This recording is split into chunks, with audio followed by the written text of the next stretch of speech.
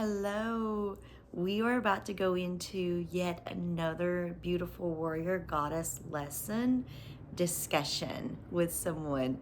This time, we're going into lesson number 6.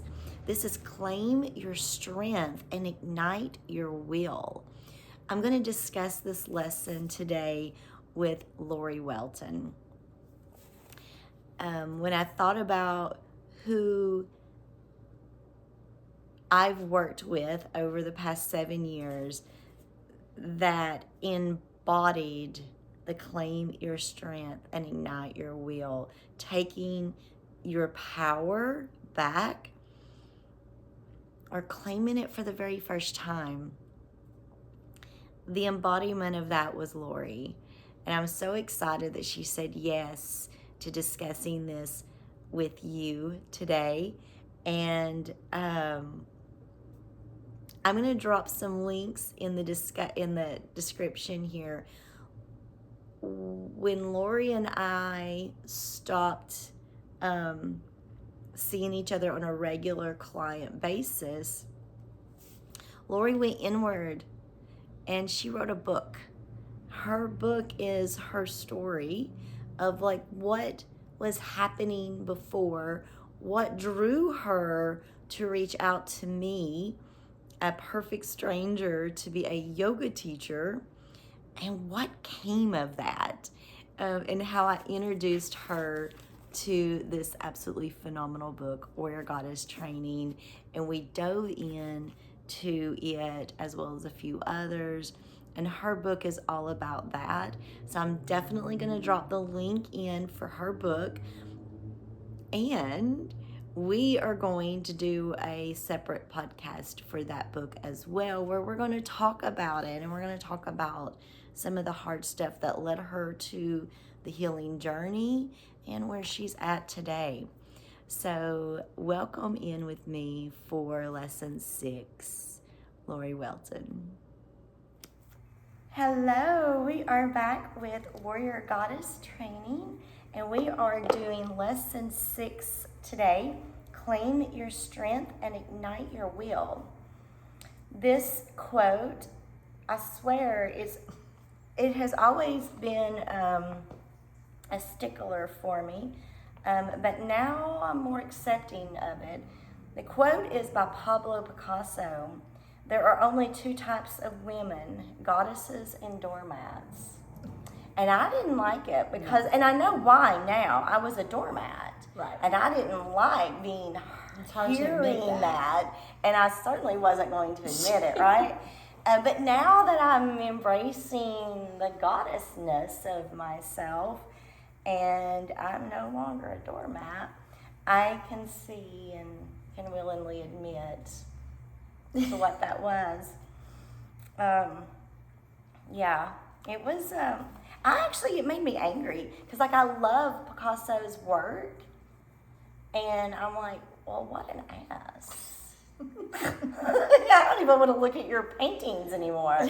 But now I'm like, okay. Well, nobody likes being called out. Right? Right? Nobody likes that. Oh. So in this story, in this lesson, Heather Ash talks about how she lost her power and is dating it back to being a teenager. And, I really personally never really thought about that far back. I've thought about my 20s and my 30s. Right. But then if I do, I don't think I was so much, I gave my power away when I was more like the teenager years. I was very rebellious and headstrong and like, I am me, this is what I do. But then, as I came out of that, young mother, single mom at 18, 19 years old. You did it at such an early age. Right. That's when Yeah. I think that really set in, that I began conforming myself to fit into whatever relationship I was in, whether if that was friends or romantic partners, because I can now see even old friendships that I'm like, that was never really me. Right. But I did it. Right. And you do it and you don't even realize you did it. You do. And there are just so many ways that we can lose our power or give our power away. And, one of those is doing what others are at, never speaking your desires. What you want. What you're wanting. Yeah. It was interesting over the weekend. It was yesterday. I was going to go out to eat with somebody, and he was like, well, what do you want? And I'm like, well, I don't really know. And he was like, why is that every woman doesn't know what they want to eat?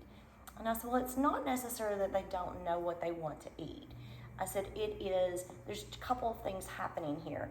Most women are shut down, so they don't feel comfortable voicing their desires, even if they do know what they want. They're not comfortable with voicing it. And we've also been taught and have lived a life of giving to others so much that perhaps we truly don't know what we want. That's more true than anything. Right. And I was like, so like right now where I'm sitting is like, I don't have a craving for anything particular. Like it's kind of early, so like I don't want anything like a steak, Right. But like, I don't have a desire for anything particular. Do you? Are you craving food? And he was like, well, yeah. I was like, well, what are you craving? And maybe I will be interested in that. And I'm like, but it's not from being small. But we do that. We play small. Yeah. And I think that we do it. And this is, me coming from my experiences is like living in that life of you're just in survival. Yeah. And when you're in survival, you don't know. Like you don't really care what you're you're not paying eating. attention to anything else because you are trying to survive. You may not even taste your food. So why do you care what it is that's going in there? It's routine. It's just things you do. Yeah. Yeah. And when it becomes routine, you don't think about the wants at all. Yeah. Yeah. And especially when you're with others, because that was when I was young, that's what I did. Because it was like I always catered to everybody else. I watched my mom and my dad. My dad didn't do it as much as my mom, but I watched them cater to what others wanted and what they needed. And I learned that's just what you do. Yeah. And so and it's easier. It's easier to go with the flow and go with somebody else and not have an opinion, because in the end they're going to be happy, and if they're happy, you think you're going to be happy. Then you're going to be good. And you don't really care. Yeah, and then when you actually have a point where you have to care, you have a want, you're like, I really don't know because I've never had that opinion. Right. So that's where the doormat comes in, because you instantly become what they walk over, not meaning to. Right. But you don't even, it didn't register. It doesn't register that, guess what, you can be something else besides that. You can have an opinion, have a want, have a thought. And it doesn't mean you're going to get it. No, it just means you can have it. You're allowed to have it. Exactly. And you're allowed to voice it. Right. Exactly. Again, it doesn't mean you're going to get it. No, and it's great if you do. Right. And you probably don't even know how to act when you do. Right. Because I know the first time I did that, and it was with food. And it was simple as that, because it was going out to eat, because it was easier. Because whoever I was with was very particular about what they had and what it needed to satisfy their craving, or it needed to be what they wanted or where they wanted to go. Yeah. And so I never would say no. And then one time I just thought, well, I don't really want that. I want something else. So when I actually did it, it was so uncomfortable watching that person be uncomfortable because they didn't get what they wanted, because I had formed such a habit of doing everything else, and I just thought, I felt guilty. And so then it was like, okay, do I do this again next time? And the first time I did it, I couldn't even enjoy what I had, because it was like, okay, well, this sucks because this makes the atmosphere bad because this person. And then later, as the years progressed and I look back at it and I thought, that's because they were used to getting their way and I'm not. And so when I finally got it, I didn't know what to do with it, and I felt bad that I got it. And so I didn't know if I wanted to do it again, but the food was good, and I enjoyed having an opinion. Yeah. And then I thought, why not? And so the more I did it, the more it meshed, but at first it didn't. So, yeah. It is scary. It's very scary. To start using that voice, Exactly. Very much so. So, what else have I got here? So she does say here, to reclaim your strength, you must be honest about where you have linked your power outside of yourself, where you are seeking safety in old strategies rather than conscious actions. And if you are consumed with what others think, you are repressing your fears, and you will not have the will needed to stand in your power.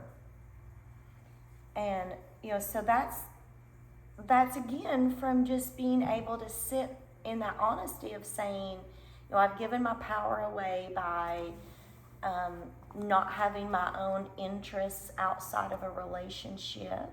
Right. Or by not saying no when I don't want to do something, or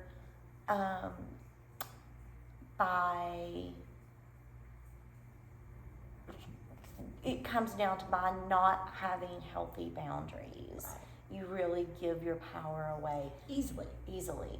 And when you allow other people's reactions and emotions to control your attitude, your response, or your feelings, your emotions, when you say, I'm hurt because you did this, right, then you've given that person that power.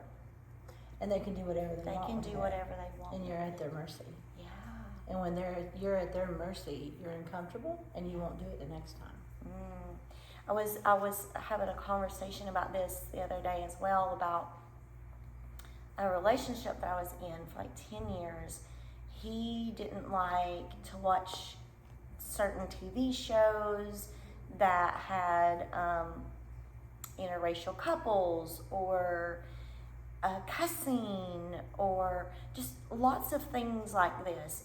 And I began to be like, well, it's just much easier to not have this on than for him to walk in the room and see it and be like, what is this hell?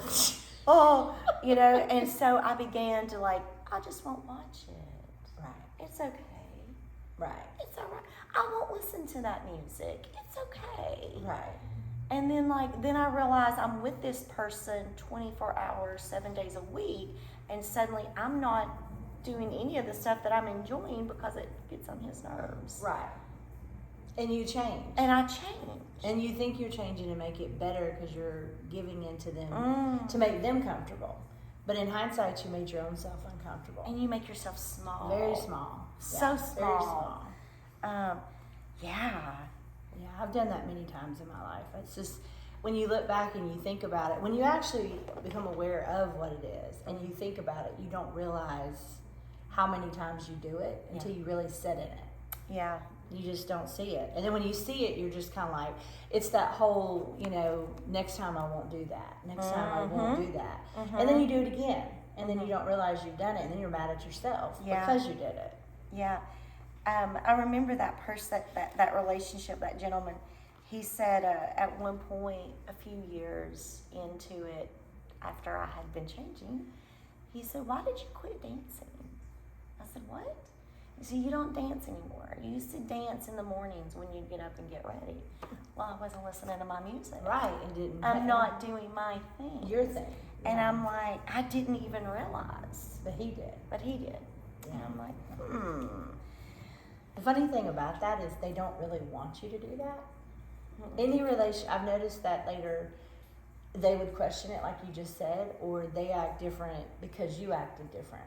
And in hindsight, they really didn't want you to do that. They were just where they were at. Yeah. And it didn't matter where they were at. They might have been that way that day, and the next day not the same. Yeah. But we changed everything for what we thought would make it better. Yeah.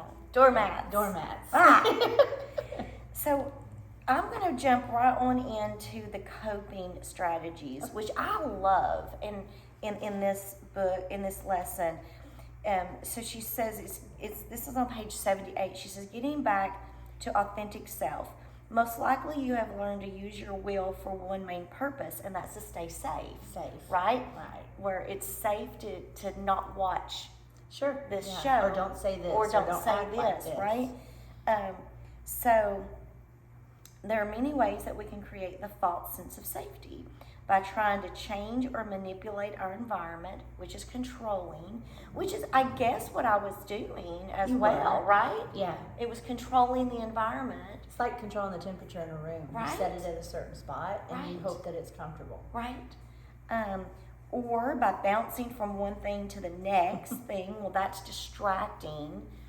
I'm not so much a distractor. I used to think that I was, but because I would rearrange and stuff. But when I rearrange, I'm processing. Yeah. So I wasn't really distracting from the situation.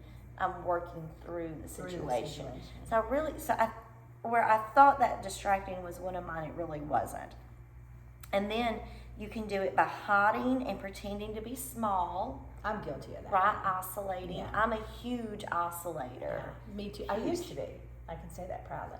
Yeah, I am to a degree with some things, but I catch myself because I've tried so hard not to. Yeah. And I'll catch myself, and either after it's already passed, I'm like kicking myself and go, don't do that again. Yeah. Or I'm in the process of it and I'll stop myself, and it's weird because I'll like either excuse myself from the conversation or something and like reset my head going, don't do this. You know better. You're fixing to go down that nasty road. Because as soon as you feel small, you feel bad. And then you're like in a hole. Yeah. I will ask myself, am I not going out of being fearful of being seen, or am I not going because I don't have the capacity? And so I try to ask myself that, and if it's from that fear, that place of fear, then I force myself out of that comfort to go on and do it anyway. But then if it's like, okay, truly, Christy, you have done like X, X, X, X, X, to Y, Z, Z, Z, Z all week. Maybe you really don't have the capacity to be in a group of people today, for this. And so that's from a different place. I feel like that now I'm coming from a place of wisdom when I isolate and like recharge. So, yeah. Than from being It's like, healthy. right. Because like used to, I would like, there was a yoga paddleboard person up in like the Harrison area, right? And I bought tickets to go to her stuff. Would drive there. I never did it. I just like, no. Why? Fear. Making myself small. Hiding. I was going to be interacting with people I didn't know a single soul. See, mine was the opposite. I wasn't worried about interacting with people because that comes naturally, and I'm cool with that. I didn't want to overpower or outshine somebody because it was like if the light shined on me, I felt bad. What's your birth sign? What's your sun's sign? Gemini. Why? I was just wondering. Why? I don't know what that means. I'm going to have to look it up. Geminis, what does that mean? Is that a Gemini thing? Because I'm a Leo. Okay. And I'm like, let the light shine on me. See, I want it to, and I enjoy it when it does, but I'm scared of it. Right. See, I'm scared of it because if I get too big too quick, then I'm afraid I'm going to fall fast. Because that's just it. I've never been high enough to go there. So if I haven't got there, I'm afraid of how the fall's going to be steep. And so if I don't go, I won't have to. Yeah. But others around me, there's some that will lift me up and do it, and there's some that will be jealous or bothered or say derogatory things or find certain little nitpicky, like, well, you should have done this or you should have done that. And it's like I just want to mute them and go, can you just let me relish in this and be where I'm at? I don't care how high it went or how low. It's just better than where I was. But I can't like allow myself to do that. I want to because I think it's great. And the funny thing is, it's not about pleasing people and it's not about getting acclimates because that really just rolls off. It's just about me personally doing it for me and going, hey, you know what? You can do that. You did that. That's pretty cool. Yeah. And I just don't allow myself to go the whole mountain. The whole mountain, yeah. Yeah. So the fourth coping strategy is by making sure others like us, pleasing. I am not a people pleaser. I am very okay with making other people unhappy. It's funny because I don't care what you think of me because I'm very blunt and outspoken, which is kind of counterintuitive when it comes to speaking my truth. But it's not about making you like me or do I care. Really could care less, really. It's about the environment around me being okay so I can enjoy it. Because I have to, for me, it's not that I have to have a good time all the time. But when I'm in a good place, I like to stay in a good place. And if the people around me are in a funky place, that's when I people please. Because I'm trying to bring them in my world. Because like, dude, come with me. It's not about them liking me. I could care less. That could even fall into controlling. Probably. Right? Because it's manipulating the situation. Right? I get it. And I never think that I'm a controlling person because I really don't care what you do. Yeah. It's about how you make me feel. Because it's like if I want to go have a good time and I'm with a bunch of fuddy-duddies, I'm like, okay, I have two choices. I can either bring you to my world the best I can or I can leave you. And used to be I didn't want to leave it because I didn't want to be alone to do it. Now I could care less and I have more fun on my own sometimes. Yeah. So you don't know this yet. Okay. But Heather Ash, they've just created a quiz, a very fun, cool quiz about learning your strategy. Oh, okay. Finding your core strategy. So ask questions, and those questions was in there. Really? Like if you're in a group of people and someone is like emotional, do you get out the feelings chart, the feelings wheel, and find their feeling and like help them talk to them process through that, right? But like, you know, and to try to find out what your coping strategy is. And then there's like, she's so like, once you go through it, it tells you what you are. I'm an oscillator. I knew that. And then there's a mini course that she has that goes along with it that tells you how to work with your strategy. Okay. So that instead of it being, I'm oscillating and I won't go to that 5K, I go to the 5K, right, and then I come home and I'll oscillate after and I'll recoup by, you know. Yeah. And so, so like it's really cool. So when that is live, because I just went through the tester phase of it with them. So as soon as that's like live to go public, I'll post the link into the description of this so you can find out what your coping strategy is. And you might be surprised. Because like I was really sitting with the fact that I was oscillator and distractor. Yeah. Distractor, like, see, I'm borderline with that because I feel like I don't do it for the reasons that I feel like other people do it for. Most people distract to get away from their problems or to run from it. And I kind of do what you're talking about, processing it, because it's like either it's a dead end and it just needs to pass in its own way, and I distract to just like not think about it so I don't dwell on it. Yeah. Or I process through it by doing that. So I don't really feel like I'm not the person that's gonna like, okay, I'm scared to death, I'm gonna go grab my phone. Yeah. And just because it actually frustrates me because I feel like I'm putting more in my head when I already had enough. That was the whole point. Because I don't want any more. Right. I don't want the noise. I completely agree. Like I can sit in silence. I enjoy that. I'm better. I can spend the whole day and not even know where my phone is. I'm okay with that. I am too. So that's when I'm like, I'm not a distractor. Yeah, because I don't feel like I am either. Right? Yeah. But I really thought that I was until truly this quiz really opened that mindset up. I went, oh, I really am just an oscillator. I will just shut myself down and not talk to anybody. That's funny. That's funny. It'd be interesting to see. Yeah, absolutely. So, so when we accept who we are, then we stop using other people's opinions against ourselves. And that's really the key. And that brings in which one of the 4 agreements? It's don't take things personally, I guess. Right. Probably, yeah. Yeah.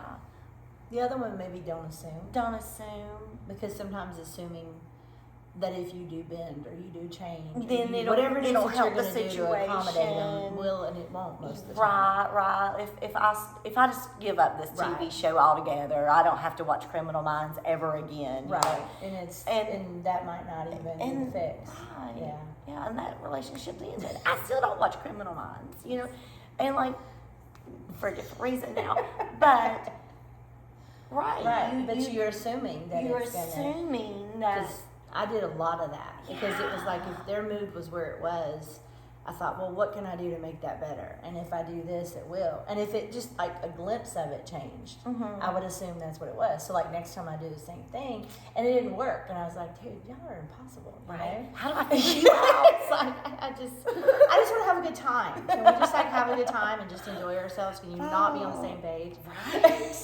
That's just really what it boiled down to.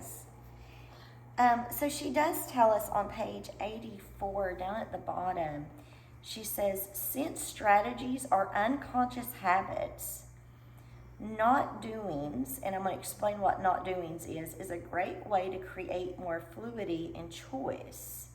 So a not doing, which is a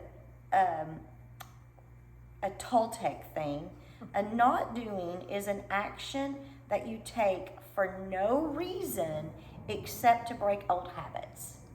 So I learned this when I was like really changing my diet, and it wasn't like I'm going to give up Dr. Pepper. It's I'm going to drink more water. Okay. So it's not focusing my energy on what I'm removing. Getting rid of. Right? It's focusing my energy on what I'm bringing in. That's a good way to look at it. Right? Yeah. And so the not doing, it may be some of the examples that's given, it may be that you dig a hole for no reason. For no reason. And then maybe you dig it and you fill the hole back in because you're not planting anything. Right. You needed to stop. It may be that I'm rearranging the furniture. Right. And for then that not doing, right? Yeah, so you can process just so you can process through it. So there's not a real reason that I'm rearranging again. It's just I'm needing to be not doing something. But that also, like, not doing isn't just physical, it's mental. Yeah. Because you're focusing on it. Yeah. That was one of the things that when I processed the whole digging the hole and not doing it, and I just thought, if you're digging the hole time, are you not thinking about why you're digging the hole? Right. And if you're thinking why you're digging the hole, you're not thinking about what was bothering you. Yeah. You know, I mean, it just kind of got you, you know, because I did a few of those, just odding in things around the house that just didn't matter, you know, and then afterwards it didn't like bother me or frustrate me. It actually was kind of cool because I was just like, that was easy. Yeah, right. You know, and if that was easy to do, then why can't I make my mind do that? Yeah, that was And that's easy. where I like rolled into it because it's like sometimes people have to have a purpose for something or a reason, and it's like not necessarily. Take a drive. You could just drive wherever and then like decide in 30 minutes you're going to turn around. I've done that plenty of times. I've done lots of those. And when you do that, you're like, for one, you're not paying attention to where you're going. So for one, you're not focusing on that. You're just doing something.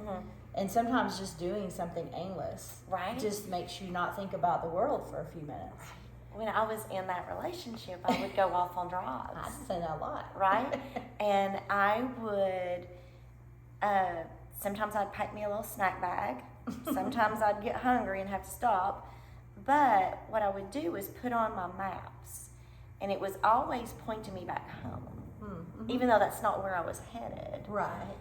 Because at one point, the decision would have to be made. If I'm going back, I have to turn around. You have to turn around. And go back. That's funny. Right? Yeah. Or, I'm not ever going back. I always turned around. Yeah. Or, I wound up making a big circle and making my way home. That's funny.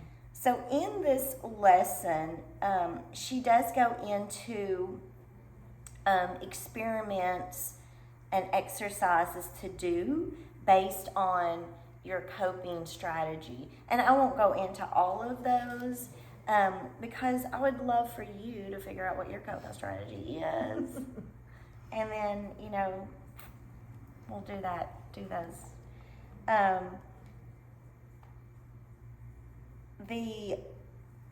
The oscillator for me, again, her example is to go to events even if you don't feel like it. And that has been my motivation. And so, like, I've started going to ecstatic dance in Chattanooga, and I followed them for a couple of years before I finally got the nerve to go. It was last year was the first time I went. Really? And then I went once last year. I don't think I went any more than that. And then this year, I'm like, I'm doing this. And like, I've gone about because they only do it every other weekend. Mm-hmm. And so I've gone every other weekend until I hurt my back. And then I got out of the routine. And now I got to get back into it. Yeah. And I even went with a hurt knee one night and done it until my knee said, we're done. And then I went out and came home. But like, so when you find out what your coping strategy is, there are experiments and exercises to practice to help you, begin to come out of that. Yeah, to change it. So for you, what was one that because you fell into a little people pleasing and a little controlling. To let things be. Let things be. Because it was so much energy and so much work to figure out how to make the room be okay. Mm-hmm. Because like at work or home wasn't as bad. Work was where it was kind of the most, because you work with so many different people and like so many different moods. Yeah. And I think what got me, because we own a restaurant and you always have to accommodate the customers. Well, I always thought it was interesting because I never let the customer's mood affect me, because I always would change and do the best I could, and it is what it is. You don't like it, just hit the door. You can't do much more than that. Mm-hmm. You can't always please everybody. Right. I had that thought for customers. But when it came to employees or anybody else in my life, it was like, for some reason, that was different. I don't really know why. And I had to stop and go, if they're in this kind of mood, I can't allow them to come into my energy. Exactly, the Swiss cheese, baby. That was the one thing. She taught me, okay, the Swiss cheese is, I can't remember exactly how he said it now. Right. But you let things that are supposed to stick and stay, and the things that are not, they go through the holes. Through the holes. And I kept that, because it was so fading too. The more that I stopped trying, the more I realized that each individual handled it different. One, they responded. Some of them reacted to me not reacting, and it bothered them, and it either changed them or it shut them down. And that was nice, because I didn't have to shut down. They did. Or it happened to a point where they realized they weren't getting the attention. Yeah. Everything changed in a different way with each person that I handled it with. But at the end of the day, I had more energy, and I was like, I really didn't care anymore. And it wasn't like a rude, nasty, right. I don't give a shit. It was, sorry. No, I test too. This is for adults only. Anyway. It was, I really don't care. I don't care, because if I care, I'm going to care too much, and you're going to zap my energy and my power. And when I actually did it over and over again, the day got easier and it was nicer. And after a while, I just didn't even pay attention to it. Yeah. And then I thought, it doesn't have to be the other way around. Mm-hmm. Yeah. And I rested better at night. Yes, you did. Yes. That was a big plus. So, yes. Beautiful. The last piece of this lesson that I want to really bring out, because this is good meat here. Listing your strengths. Make a list of what you consider your weaknesses, and then next to each one of them, name how it is also a strength. Right? Yeah. So, and then she said, write down all the things in your life that you have survived that has made you stronger.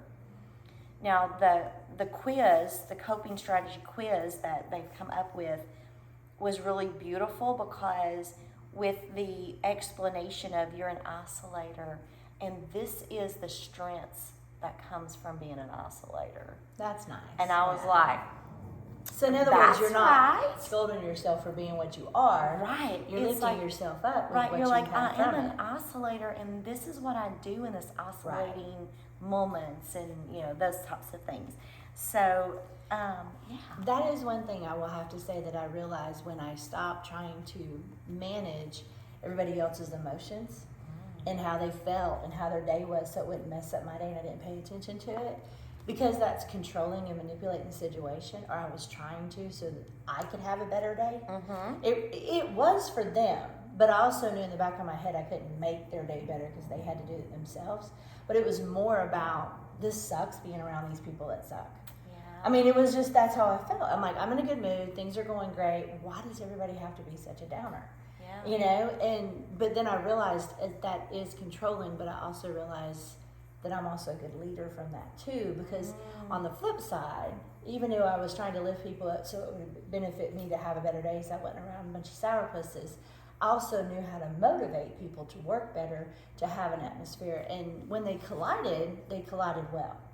And I could look back and go, the controller part was meant to be the leader part in a different fashion. Exactly. And all I had to do was separate the difference. Okay, you help up until this point.